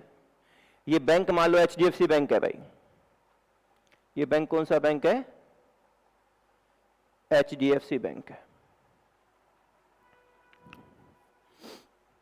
Cash deposit of ₹10,000 in HDFC bank. ठीक है, ये मान लो एंट्री है। अब जुल्फी इसकी क्या एंट्री करेगा? जुल्फी इसकी जनरल एंट्री क्या करेगा बताओ आप मुझे प्लीज। जुल्फी इसकी एंट्री करेगा, जुल्फी के पैसे कहां जमा हुए? बैंक में जाके जमा हुए। तो जुल्फी क्या करेगा? Bank account debit to cash 10,000। 10 के मतलब 10,000। जुल्फी एंट्री क्या कर रहा है? जुल्फी के बैंक के अकाउंट में पैसे जाके जमा हो गए। जुल्फी कैश लेके गया, कैश जुल्फी के गले से निकल गया और बैंक में जमा हो गए। जुल्फी ने एंट्री किया कि bank account debit to cash. अब अगर मैं जुल्फी के लेजर की बात करूं, अगर मैं जुल्फी के बैंक अकाउंट की बात करूं, देखो हम BRS का चैप्टर कर रहे हैं तो हम केवल बैंक की ही बात करेंगे, कैश की बात नहीं करेंगे। जुल्फी के बैंक अकाउंट बताओ, इस एंट्री में डेबिट हुआ क्रेडिट हुआ है? डेबिट हुआ है। तो जुल्फी अपने बैंक अकाउंट की डेबिट साइड क्या लिखेगा? To cash. कितने रुपए? 10,000। ठीक है, तो जुल्फी की मैंने आपको लेजर जनरल एंट्री बता दी और फिर उसका क्या है? लेजर भी बता दिया। लेजर में ऐसे एंट्री होती है। मतलब जब बैंक में पैसे जमा होते हैं तब बैंक अकाउंट क्या होता है? डेबिट होता है। जब जुल्फी के बैंक अकाउंट में पैसे जमा होते हैं तो बैंक अकाउंट क्या होता है? डेबिट होता है। ये बात तो आप समझ गए, ये चीज तो आपने पहले बहुत देखी है। अब देखना आप इसी एंट्री को सोचिए, सेम एंट्री है, सेम एंट्री HDFC बैंक क्या एंट्री करेगा? HDFC बैंक के पास कैश आया है। जुल्फी HDFC बैंक के कस्टमर है। जुल्फी HDFC बैंक के कस्टमर है। जुल्फी ने HDFC बैंक में 10,000 रुपए दिए तो HDFC बैंक क्या एंट्री करेगा? HDFC बैंक के पास कैश आया है, cash account debit, cash account debit. किसने दिए? टू जुल्फी। हमने बैंक डेबिट क्यों किया था? हमने किसको दिए? Debit the receiver. हमारे लिए, जुल्फी के लिए डेबिट कौन था? बैंक, बिकॉज वो रिसीवर था। वहीं बैंक के लिए, बैंक में जो पैसे आए हैं ना, देने वाला कौन है? Zulfi, credit the giver. तो बैंक की बुक्स में जुल्फी का अकाउंट खुलेगा, अपने कस्टमर का अकाउंट खुलेगा। तो यहां पर एंट्री होगी 10,000, कैश अकाउंट डेबिट हो गया और जुल्फी का अकाउंट क्या हो गया? क्रेडिट हो गया। समझ गए? कोई समस्या यहां तक? कोई समस्या नहीं है। तो बैंक की बुक्स में जुल्फी का अकाउंट खुलेगा ना, बैंक की बुक्स में जुल्फी का अकाउंट खुलेगा। जुल्फी का अकाउंट इस एंट्री के अंदर डेबिट हुआ या क्रेडिट हुआ बताओ? क्रेडिट हुआ है। तो जुल्फी के क्रेडिट में नाम क्या आएगा? By cash 10,000। समझ गए? कोई डाउट इसके अंदर? कोई प्रॉब्लम नहीं है ना, एक ने पैसे दिए दूसरे ने पैसे लिए, जुल्फी ने पैसे दिए बैंक ने पैसे लिए, जुल्फी ने पैसे दिए तो bank account debit to cash, bank receiver है, डेबिट द रिसीवर। आपको पता होगा, आपने +1 में सीखा होगा कि बैंक अकाउंट एक रिप्रेजेंटेटिव पर्सनल अकाउंट होता है। बैंक अकाउंट डेबिट हो गया, कैश चला गया, कैश रियल अकाउंट है, credit what goes out, debit what comes in, credit what goes out. Real account का रूल यही होता है ना, कैश चला गया। वही बैंक के लिए क्या, कैश आया है, debit what comes in, cash account debit. देने वाला कौन है, credit the giver, personal account कौन है, जुल्फी। ठीक है, समझ गए। ये तो डिटेल में देखा हमने, एक एंट्री को डिटेल में समझा। एक चीज नोट करो, हमारे पास जब बैंक में पैसा जमा हो रहा है, हम बैंक को क्या कर रहे हैं, डेबिट कर रहे हैं। जब हम बैंक को डेबिट कर रहे हैं तो बैंक दूसरी ओर हमें क्या कर रहा है, क्रेडिट कर रहा है। जुल्फी ने बैंक को डेबिट किया, बैंक ने जुल्फी को क्रेडिट किया। जुल्फी ने बैंक को डेबिट किया ना, ये बैंक अकाउंट कौन सा, HDFC बैंक की है ना, नाम नहीं लिखा बिकॉज हम अज्यूम करें कि जुल्फी का एक ही बैंक में खाता है HDFC। अगर जुल्फी का कई सारे बैंक में अकाउंट होता ना तो जुल्फी यहां बैंक अकाउंट नहीं लिखता, या लिखता HDFC बैंक अकाउंट, बिकॉज मैंने HDFC में पैसा जमा करवाया है जी। ठीक है, वो तो समझ गए होंगे भी, अगर एक से ज्यादा बैंक अकाउंट है तो बैंक का नाम लिखो, अदरवाइज सिर्फ बैंक अकाउंट लिख दो, हमें पता है ये HDFC बैंक की है। समझ गए हो, कोई दिक्कत? तो बस सिर्फ यही चीज गौर करो, अगर हम बैंक को डेबिट करते हैं तो बैंक हमें क्रेडिट करता है। हम बैंक को डेबिट कब करते हैं, जब बैंक में पैसा जमा होता है। जब बैंक में पैसा हम जमा कराते हैं, जब बैंक में पैसा बढ़ता है तो बैंक हमें डेबिट करता है। हम बैंक को डेबिट करते हैं, सॉरी, और बैंक हमें क्रेडिट करता है। समझ गए, याद रख लो, दिमाग में बिठाओ। अगर बैंक में बैलेंस बढ़ेगा तो हम बैंक को क्या करते हैं, डेबिट करते हैं। ये आपने अकाउंट्स में पहले भी सीखा हुआ है। बैंक में पैसा आएगा तो बैंक हमें डेबिट करेगा, हम बैंक को डेबिट करेंगे, और उधर वाइस वर्सा, बैंक हमें क्या कर देगा, क्रेडिट कर देगा। बैंक की एंट्री हमसे बिल्कुल रिवर्स एंट्री है, तो अगर हम बैंक को डेबिट करेंगे तो बैंक हमें क्रेडिट करेगा, सिंपल है। और देखते हैं, कोई जल्दबाजी नहीं है, एक एंट्री और देखते हैं। लो, वही जुल्फी की बुक्स में एक एंट्री और देखते हैं। Cash withdrawn from bank of ₹5,000। Zulfi ने कैश क्या है, विड्रॉ कर लिया 5,000 रुपए का अपने बैंक से। तो जुल्फी की बुक्स में क्या एंट्री होगी, बताइए प्लीज। जनरल एंट्री क्या होगी, जुल्फी बैंक से 5,000 रुपए कैश निकाल लाया, कैश जुल्फी के पास आ गया, debit what comes in, cash account debit, कितने रुपए, 5,000 रुपए, टू बैंक 5,000। जुल्फी अपने बैंक में गया और बोला मुझे मेरे 5,000 रुपए वापस चाहिए। बैंक ने अपने तिजोरी में से 5,000 कैश निकाला और जुल्फी को दे दिया। पैसा देने वाला कौन है, जुल्फी के लिए bank, credit the giver, bank credit हो गया, और उसके गले में, उसके कैश में, तिजोरी में 5,000 रुपए आ गए। ठीक है, तो अब बताओ, जुल्फी जब अपना बैंक अकाउंट बनाएगा, जुल्फी अपने बैंक अकाउंट को डेबिट करेगा, क्रेडिट करेगा, क्रेडिट करेगा। कितने रुपए से, 5,000 रुपए से। नाम क्या लिखेगा, बाय कैश, बाय कैश। कोई दिक्कत तो नहीं है ना। तो इस एंट्री से हमने क्या समझा, जब बैंक से पैसा निकलेगा तो हम क्या करते हैं, बैंक को क्रेडिट करते हैं। जब ऊपर वाली एंट्री में क्या देखा था, जब बैंक में पैसा आता है तब बैंक को डेबिट करते हैं हम, और जब बैंक से पैसा निकलता है तो हम बैंक को क्रेडिट कर देते हैं। वहीं दूसरी तरफ बैंक क्या एंट्री करेगा, बैंक की बुक्स में जनरल एंट्री क्या होगी, बैंक ने अपनी तिजोरी से 5,000 रुपए निकाल के दे दिए। अब बैंक के एंगल से सोचिए, आप बैंक हो, आप बैंक की बुक्स बना रहे हो, तो कैश चला गया ना आपका, तो credit what goes out to cash, debit the receiver, पैसे लेने वाला कौन है? Zulfi. Zulfi debit 5000, Zulfi debit to cash. समझ गए? तो ध्यान से देखो, आपने बैंक से पैसे निकाले, आपने बैंक को क्रेडिट किया, आपने बैंक को क्या किया? क्रेडिट किया, और बैंक ने आपको क्या किया? डेबिट किया। समझ गए?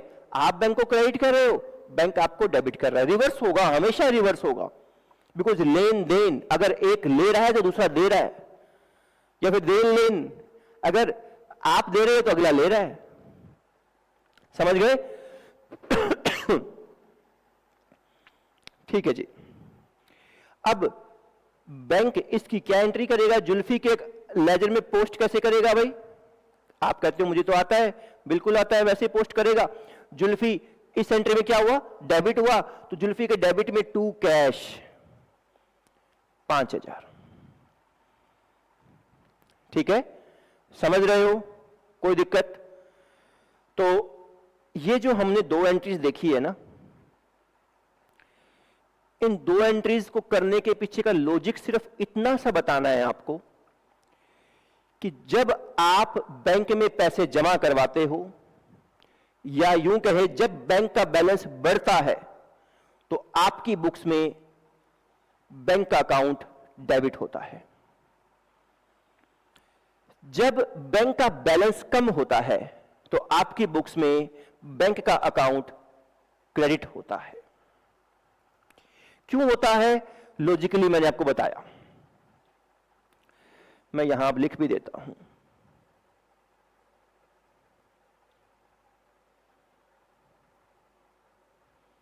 क्रक्स,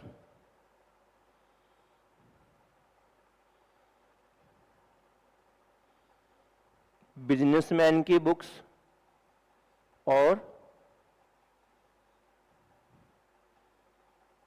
बैंक की बुक्स, अगर बैंक बैलेंस बढ़ता है तो आप बैंक को क्या करते हो? डेबिट करते हो। अगर बैंक बैलेंस कम होता है तो आप बैंक को क्रेडिट करते हो। समझ गए हो? कोई दिक्कत? आप इसको एक तरीके से और भी सोच सकते हो। बैंक बैलेंस क्या है? आपकी एसेट है ना, एसेट्स के बैलेंस डेबिट होते हैं आमतौर पे। अगर बैंक का बैलेंस है तो एसेट है, और एसेट्स के बैलेंस क्या है? डेबिट होते हैं। तो जब एसेट बढ़ेगी तो उसे और डेबिट करोगे, जब एसेट कम होगी तो उसे क्रेडिट करोगे। ठीक है?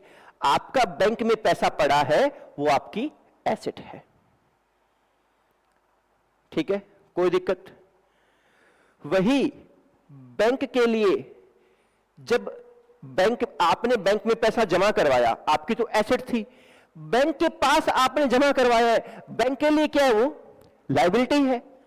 तो बैंक की लायबिलिटी, अगर बैंक की लायबिलिटी बढ़ेगी, सेम वही बैंक का बैलेंस आपके लिए तो बढ़ा, लेकिन बैंक की तो लायबिलिटी बढ़ी ना, बैंक क्या करेगा? क्रेडिट करेगा। आपका तो बैंक बैलेंस कम हुआ, आपकी एसेट कम हुई, लेकिन बैंक की तो लायबिलिटी कम हो गई। तो लायबिलिटी जो कम होती है, क्या करते हो? लायबिलिटी को डेबिट करते हो। लायबिलिटी बढ़ती है तो क्रेडिट होती है, और अगर लायबिलिटी कम हो जाए तो डेबिट हो जाएगी। समझ गए? ओके, समझ गए? ठीक है। एक क्रक्स इसमें सॉरी और भी लिखना है आपको।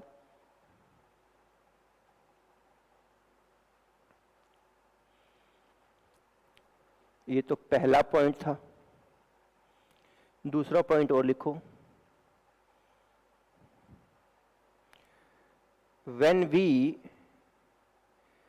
debit our bank account, then bank credit our account in its books। जब हम बैंक को डेबिट करते हैं, बैंक हमारा खाता क्या करता है? क्रेडिट करता है। यही क्रक्स निकाला हमने। एंड वाइस वर्सा, और जब हम बैंक को क्रेडिट करेंगे तो बैंक हमें डेबिट करेगा। कोई डाउट इसके अंदर? कोई प्रॉब्लम नहीं है? ठीक है जी। तो ये हमने दोनों की बुक्स को समझा, understanding of books of business man and books of account, दोनों की बुक्स को समझा भी, दोनों कैसे रिवर्स एंट्री करते हैं एक दूसरे से, और इसका क्रक्स है वो हमने यहां पर लिख लिया। अभी क्या क्रक्स निकला इसका? ठीक है, ठीक है। अब नेक्स्ट है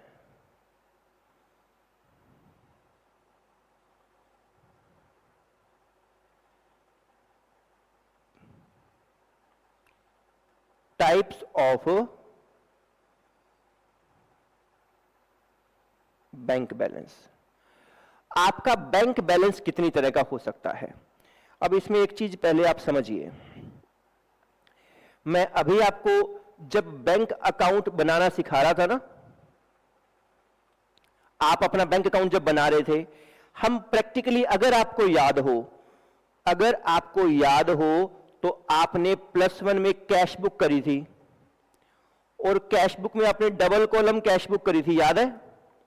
डबल कॉलम में एक तो कैश का कॉलम था और एक बैंक का कॉलम था। इधर ऐसे डेबिट क्रेडिट दोनों साइड कैश और बैंक के कॉलम हुआ करते थे, याद होगा आपको। अगर आपको टीचर ने इस वक्त बताया था कि कैश बुक कुछ भी नहीं है, कैश बुक एक तरह का लेजर ही है, कैश बुक में कैश का कॉलम तो कैश का अकाउंट होता है और बैंक का कॉलम बैंक का अकाउंट होता है, ऐसे ही होता है ना।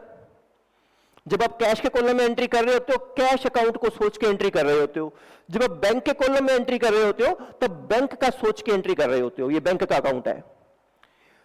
तो चाहो तो जैसे मैंने अभी आपको समझाया कि आप बैंक अकाउंट को अलग मान लो, उस हिसाब से सोच के एंट्री कर लो, या फिर कैश बुक का बैंक कॉलम उठा लो, एक ही बात है। बस याद रखना, कैश बुक का कैश कॉलम की बात नहीं करेंगे हम केवल बैंक कॉलम की बात करेंगे। और बैंक कॉलम क्या है? डेबिट क्रेडिट अकाउंट ही तो है, ठीक है, समझ गए? तो जब हम बात करें ना balance as per cash book, जब लिख रहे हैं balance as per cash book, तो balance as per cash book नहीं है, वो एक्चुअल में बैंक का बैलेंस है। बैलेंस बैंक अकाउंट का बैलेंस है। क्या है? बैंक अकाउंट का बैलेंस है। तो देखो जी, इसको हम बंद कर देते हैं स्कैनर को। टाइप्स ऑफ बैंक बैलेंस बता रहा हूं। एक बात बताना, अगर आपका बैंक में पैसा पड़ा है, अभी हमने देखा था थोड़ी देर पहले, क्या देखा था कि जब हम बैंक में पैसे जमा कराते हैं ना, जब बैंक का बैलेंस हमारा बढ़ता है तब हम उसे क्या करते हैं? डेबिट करते हैं। और जब हमारा बैंक का बैलेंस कम होता है, हम हमारी बुक्स में बैंक को क्या करते हैं? क्रेडिट करते हैं। अब मान लो हमने बैंक के अंदर जमा करवाया पैसा 10 लाख रुपए, तो 10 लाख जमा करवाया, बैलेंस बढ़ गया जमा करवाने से, तो हमने 10 लाख क्या किया होगा? डेबिट किया होगा। और वहीं मान लो विड्रॉल, वापस कितना निकाल लिया? 5 या 6 लाख वापस निकाल लिया। कितना निकाला? 6 लाख वापस निकाला, तो क्रेडिट हो गया होगा। जब बैंक बैलेंस बढ़ाते हैं, जमा कराया, बड़ा बैलेंस, डेबिट किया, निकाला, क्रेडिट किया, तो जमा तो हुआ 10 लाख, डेबिट तो हुआ 10 लाख, निकला 6 लाख, क्रेडिट हुआ 6 लाख, तो आपका कौन सा बैलेंस बचेगा भाई? डेबिट बैलेंस ही बचेगा ना। कितना? 4 लाख का डेबिट बैलेंस बचेगा। ठीक है, तो यही मैं आपको बताना चाह रहा हूं, अगर आपका बैंक में पैसा पड़ा है, अगर आपका बैंक में पैसा पड़ा है तो वो होता है debit balance as per cash book. मैं आपको types of bank balance cash book के ही बता रहा हूं, types of bank balance cash book के बता रहा हूं। तो debit balance of as per cash book, इसका मतलब क्या है? आपका बैंक में पैसा पड़ा है, समझ गए? बैंक में पैसा पड़ा है तो इसको देखो, हमारा बैंक में पैसा पड़ा होना हमारे लिए फेवरेबल होता है ना, हमारी एसेट है। तो इसका दूसरा नाम होता है favourable balance as per cash book. क्या कह सकते हैं? Favourable balance as per cash book, because हमारी कैश बुक का फेवरेबल बैलेंस, देखो दोबारा कह रहा हूं, यहां पर कैश बुक का मतलब है सिर्फ कैश बुक का बैंक कॉलम, सिर्फ कैश बुक का बैंक का कॉलम। तो अगर आपका बैंक में पैसा पड़ा है तो वो आपका डेबिट बैलेंस है, आपकी एसेट है और आपके लिए फेवरेबल है, तो फेवरेबल बैलेंस भी कह सकते हैं।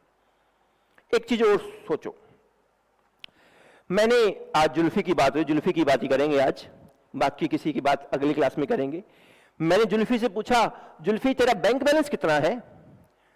जुल्फी ने बोला सर 50,000। अब इससे क्या मतलब समझूंगा मैंने ये नहीं पूछा भाई तेरा डेबिट बैलेंस कितना है, मैंने पूछा भाई तेरा बैंक बैलेंस कितना है। इसने कहा 50,000, इसका मतलब इसके बैंक में 50,000 पड़े हैं। लोन कोई नहीं बोलता कि मैंने बैंक से लोन ले रखा है जी 50,000 का। जब बोलते बैंक बैलेंस कितना है, इसका मतलब हम बात कर रहे हैं कि भाई तेरा बैंक में कितना पैसा पड़ा है। तो जब सिर्फ लिखा आ जाए कि balance as per cash book 50,000 है, तो आपको अपने आप सोचना पड़ेगा ये जरूर debit balance as per cash book है। ये क्या है? सॉरी, सिर्फ जब सिर्फ लिखा हो balance as per cash book, जब सिर्फ balance as per cash book लिखा हो, ठीक है, जब आपको दिखा सिर्फ balance as per cash book, तो समझ लो वो debit balance as per cash book ही है। क्योंकि जब कोई कहता है ना कि कैश बुक का बैलेंस इतना है, तो वो एसेट ही होती है, लायबिलिटी कोई नहीं मानता। ओके है? कोई समस्या किसी को इसके अंदर?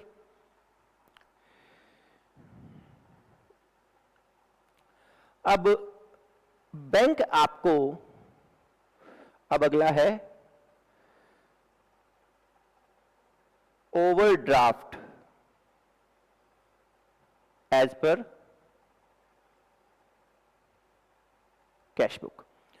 Overdraft as per cash book, ये क्या है कि बैंक आपको एक सुविधा देता है कि ठीक है आपका बैंक में पैसा जमा होता है, लेकिन अगर आपको पैसे की जरूरत है तो बैंक से ज्यादा पैसा निकाल भी सकते हो, मतलब लोन ले सकते हो। सिंपल भाषा में बात करूं तो ये लोन है। ये क्या है? आपका लोन है कि आप बैंक से पैसे निकाल सकते हो ज्यादा। तो एक बात आओ, जब आपका बैंक में पैसा पड़ा होता था वो आपकी एसेट होती थी। आपने अगर बैंक से पैसा ज्यादा ले रखा है तो आपकी क्या है? लायबिलिटी है। उसको हम क्या नाम देंगे? Overdraft as per cash book, ठीक है? या फिर लायबिलिटी क्या होती है? क्रेडिट होती है ना, तो credit balance as per cash book. Asset तो आपके लिए फेवरेबल था, लायबिलिटी आपके लिए क्या अनफेवरेबल है ना, तो इसका दूसरा नाम है unfavourable balance. Unfavourable balance as per cash book. समझ गए? कोई समस्या किसी को? Overdraft balance as per cash book कह दो, credit balance as per cash book कह दो, या फिर unfavourable balance as per cash book कह दो। एक ही नाम है, एक ही चीज है। ये आपकी लायबिलिटी है। आपने बैंक से पैसा ले रखा है, बैंक में आपने पैसा जमा नहीं करा रखा, बैंक ने आपसे नहीं लिया, आपने बैंक से पैसा ले रखा है, ठीक है? इसको overdraft as per cash book कहो, credit balance as per cash book कहो, या unfavourable balance as per cash book कहो, ठीक है? तो हम ये देख रहे थे types of bank balance cash book के। अब एक चीज समझो, ये जो मैंने आपको बताया था, ये जो यहां मैं आपको बैंक की बुक्स में आपका अकाउंट दिखा रहा था ना, बैंक की बुक्स में जुल्फी का अकाउंट, ये देखो बैंक की बुक्स में जुल्फी का अकाउंट। मतलब कोई भी पर्सन हो, बैंक अपनी अकाउंट बुक्स भी तो बनाता है, अपने सभी कस्टमर के अकाउंट बनाता है अपनी बुक्स में। कई बार ये ना आप कहते हो बैंक को जाके कि देखो जी आप आपकी बुक्स में मेरा अकाउंट दिखाओ। आप बैंक को कहते हो कि देखो जी हम आपके यहां पैसा जमा कराते हैं, आपके यहां पैसा निकालते हैं, आप कई बार हमें ब्याज देते हो, अगर हमने आपसे पैसा ज्यादा ले रखा है तो आप हमसे ब्याज ले भी लेते हो, आप हमसे बैंक चार्जेस भी लेते हो, कई कस्टमर सीधा हमारे अकाउंट में पैसा जमा करवा देते हैं। तो हमें हमारी बुक्स में जो आपका खाता है और आपकी बुक्स में जो हमारा खाता है उसका मिलान करना है। इसलिए आप प्लीज आपकी बुक्स में जो हमारा खाता है ना उसकी कॉपी दे दो, उसकी कॉपी दे दो। रफ नोट्स में लिख रहा हूं, उस कॉपी को हम कहते हैं पासबुक। क्या कहते हैं? पासबुक। अगर आपने देखा हो आपके सेविंग अकाउंट से एक पासबुक बनी होती है। करंट अकाउंट अगर आपका होता है ना तो उसमें आपको कॉपीज तो बना के नहीं देते, उसमें आपको वो प्रिंट आउट निकाल के देते हैं, उसको हम बोलते हैं बैंक स्टेटमेंट। क्या कहते हैं? Bank statement. वो बैंक स्टेटमेंट कुछ नहीं है, बैंक की बुक्स में आपके खाते की नकल है, आपके खाते की कॉपी है। ठीक है, तो उसमें ध्यान देना पड़ेगा आपको। जब आप बैंक को डेबिट कर रहे होंगे तो उस पासबुक में या उस बैंक स्टेटमेंट में आप क्रेडिट हो रहे होंगे, बिकॉज वो बैंक की बुक्स में आपका खाता है। और अभी अभी हमने समझा है कि जो आप करते हो बैंक उससे बिल्कुल रिवर्स करता है, बिकॉज आपने बैंक में पैसा जमा करवाया तो बैंक ने पैसे लिए हैं आपसे, वो आपका अकाउंट क्या करेगा? क्रेडिट करेगा और आप बैंक को डेबिट करोगे। ये बात हम डिस्कस कर चुके हैं।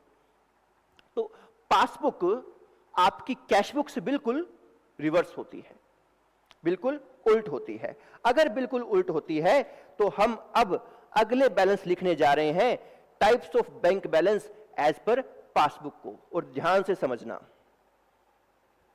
एक काम और करना, ये जो अभी आपने types of balance as per cash book लिखा है ना, जो डेबिट बैलेंस लिखा था, आप इन तीनों को ऐसे इकट्ठे करके यहां लिखो, एसेट।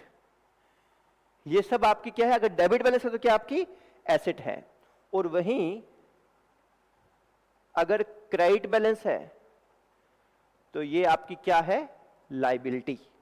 इस बात को दिमाग में रखना। और अब देखते हैं हम इसके अंदर next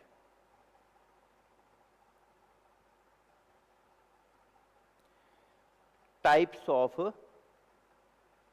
bank balance as per passbook. देखो वैसे तो जो टाइप्स कैश बुक में डेबिट करना वो यहां होने हैं, लेकिन सोच के अंदर अच्छे से समझकर कोई चीज बिठाना चाह रहा हूं मैं, उस पर गौर कीजिएगा। अगर आपका बैंक में बैलेंस पड़ा है तो वो आपकी एसेट है ना, तो बैंक के लिए वो क्या है? लायबिलिटी है। मैंने मान लो मेरे घर में 1 लाख रुपया पड़ा था और मैंने वो 1 लाख रुपया राजू को दे दिया। ये राजू जो क्लास लगा रहा है, राजू की बात कर रहा हूं, ठीक है। राजू को मैंने 1 लाख रुपया दे दिया, तो अब मैंने राजू से 1 लाख रुपए लेने हैं ना, मेरा पैसा राजू के पास पड़ा है, राजू से, अब राजू मेरा डेटर है, एक तरह से देखा जाए तो डेटर कह दो या लोन्स एडवांस कह दो, उसको मैंने पैसा दे रखा है, वो मेरी एसेट है। राजू मेरी बुक्स में एसेट है बिकॉज मैंने राजू को पैसा दे रखा है। वहीं राजू के लिए, राजू ने मुझे पैसा वापस करना है, राजू के लिए वही 1 लाख रुपया लायबिलिटी है मेरे नाम से। सेम बैंक में है, अगर बैंक में मेरा पैसा पड़ा है वो मेरी एसेट है, और बैंक के लिए क्या है? वो लायबिलिटी है। बैंक के लिए क्या है? वो लायबिलिटी है। समझ गए? तो credit balance as per passbook, credit balance as per passbook, ये बैंक की लायबिलिटी है, हमारी एसेट है। मतलब जब credit balance as per passbook होगा, समझ लो debit balance as per cash book है, कैश बुक का डेबिट बैलेंस है, हमारी एसेट है। दूसरा, ध्यान से,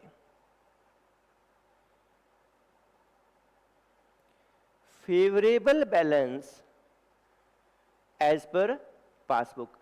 बैंक रिकंसिलिएशन स्टेटमेंट कौन बनाता है? बिजनेसमैन बनाता है ना, अकाउंटेंट बनाता है। तो पासबुक का क्रेडिट बैलेंस हमारे लिए तो फेवरेबल है ना। अब देखो, दोबारा बताने की जरूरत नहीं है ना, ज्यादा एक चीज डिस्कस करें तो कंफ्यूज हो जाएंगे। हमने इतनी बात समझ ली कि कैश बुक का डेबिट बैलेंस हमारी एसेट है, तो हम अपने आप समझ गए कैश बुक का डेबिट बैलेंस अगर हमारी एसेट है तो पासबुक का क्रेडिट बैलेंस हमारी एसेट है। और हमारी एसेट क्या होती है? हमारे लिए फेवरेबल होती है। तो favourable balance as per passbook का मतलब क्या है? Credit balance as per passbook. ठीक है, favourable balance as per passbook का मतलब क्या है? Credit balance as per passbook. अगला है बैलेंस एज पर पासबुक। जब हम कहते हैं कि भाई तेरा बैंक बैलेंस कितना है और जुल्फी कहता है कि सर 50,000 रुपए बैंक बैलेंस है, तो हम समझते हैं कि कैश बुक के हिसाब से हमारी एसेट है, डेबिट बैलेंस। हमने अभी थोड़ी देर पहले किया था ना, जब हमने सिर्फ लिखा था कि balance as per cash book, हमने क्या समझा? डेबिट बैलेंस है। तो फिर भेदभाव क्यों? जब बैलेंस एज पर पासबुक कहेंगे तो पासबुक का डेबिट बैलेंस नहीं, पासबुक का क्रेडिट बैलेंस, बिकॉज उसमें तो रिवर्स हो गया ना। समझ गए? देखो सिंपल सी बात है, जब भी कोई हमसे पूछता है कि बैंक बैलेंस आपका क्या है, इसका मतलब होता है हमारा बैंक में पैसा पड़ा है। पड़ा है तो कैश बुक का डेबिट बैलेंस होता है और वहीं पासबुक का क्रेडिट, बिकॉज उनकी लायबिलिटी है। तो जब सिर्फ लिखा है बैलेंस एज पर पासबुक तो समझ लेना क्या है? Credit balance as per passbook. ठीक है, तो credit balance as per passbook, favourable balance as per passbook और balance as per passbook same ही चीज है, सेम ही चीज है। ये क्या होती है? ये एसेट एज पर बिजनेसमैन होती है। बिजनेसमैन के लिए क्या है? एसेट है, और वहीं दूसरी तरफ लायबिलिटी एज पर बैंक होती है, यूं कह सकते हो। चलो इसको ना भी लिखो चाहे, कंफ्यूज हो जाओगे आप बारी बारी इसको समझने से, बस आप इतना समझ लो, तीनों सेम चीज है। Credit balance as per passbook, favourable balance as per passbook और बैलेंस एज पर पासबुक, तीनों एक ही चीज है। क्रेडिट बैलेंस को ही बैलेंस एज पर पासबुक कहते हैं, क्रेडिट बैलेंस को ही favourable balance as per passbook कहते हैं। ठीक है जी।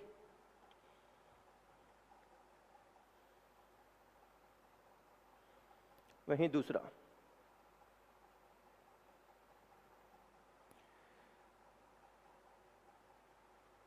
Debit balance as per passbook या फिर overdraft balance as per passbook या फिर unfavourable balance as per passbook. Debit balance अब as per passbook, overdraft balance as per passbook या unfavourable balance as per passbook.